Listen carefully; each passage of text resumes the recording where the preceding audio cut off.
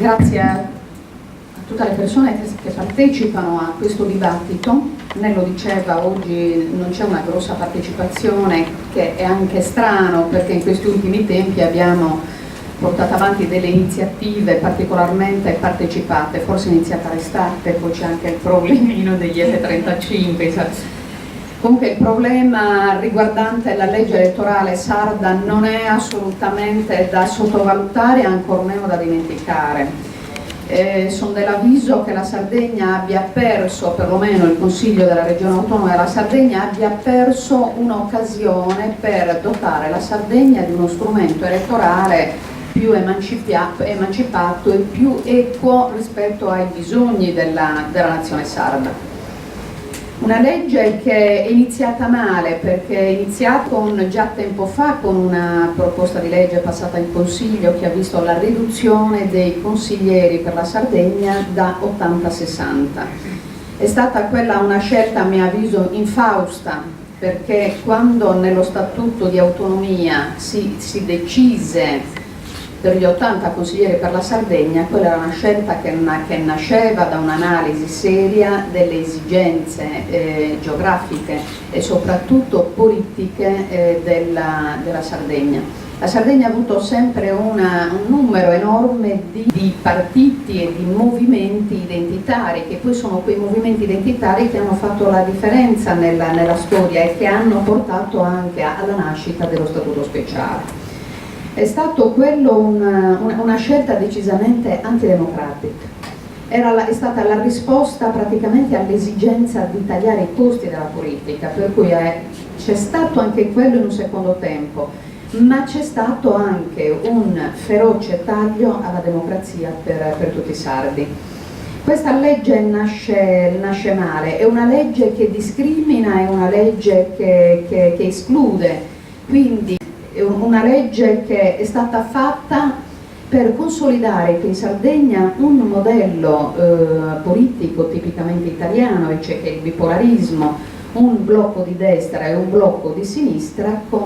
togliendo ogni spazio per le minoranze. Questo tipo di modello bipolare, che poi si avvia piano piano verso il bipartitismo perfetto, che io sono dell'avviso che mal si adegui alle esigenze della Sardegna. Noi non possiamo accettare l'idea che si possano creare due partiti, uno di centrodestra e l'altro di centrosinistra, che poi piano piano finiscono per sovrapporsi, tanto sono simili nei loro programmi. Quindi una legge davvero fatta male per la Sardegna, cioè una legge molto grave che fra l'altro rischia di essere impugnata dal governo e che quindi il governo la impugni di fronte alla Corte Costituzionale, perché fra l'altro non rispetta ciò che la Costituzione e lo Statuto di autonomia hanno scritto in lungo e in largo, e che è l'equa rappresentanza della nostra società. Cioè il problema delle donne, l'emendamento che contemplava la doppia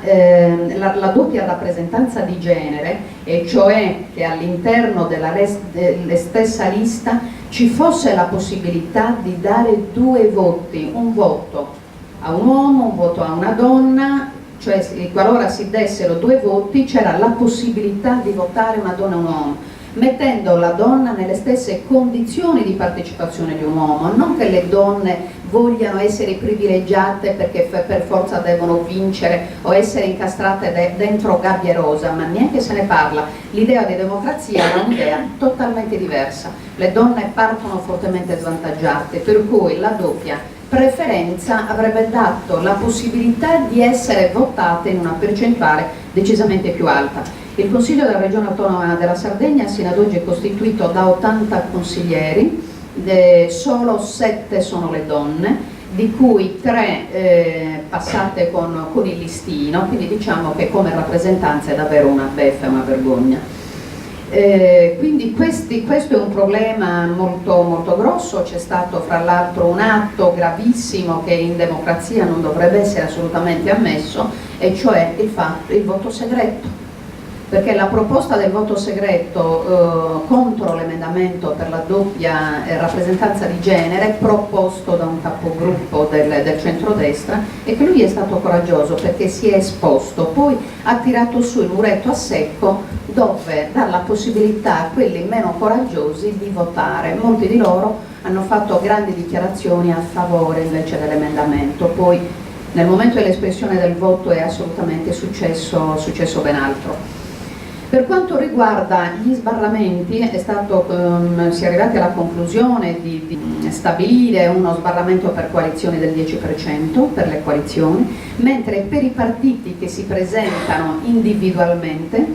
c'è uno sbarramento del 5%. Entrambi questi sbarramenti sono assolutamente elevati, troppo alti per la situazione politica sarda. Per cui le minoranze verranno tagliate via anche con lo sbarramento al 5%. E quindi questo conferma l'idea, è passata l'idea che in Sardegna il popolo sardo sia costretto a orientarsi verso questo bipolarismo. Tutto questo nasce dal discorso che bisognava garantire la stabilità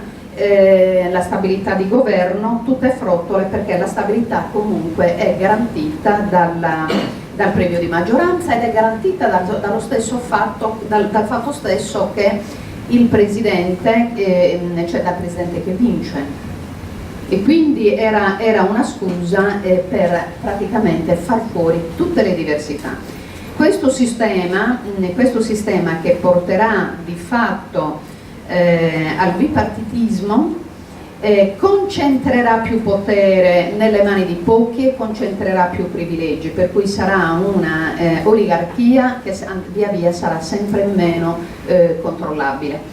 Per cui il problema di questa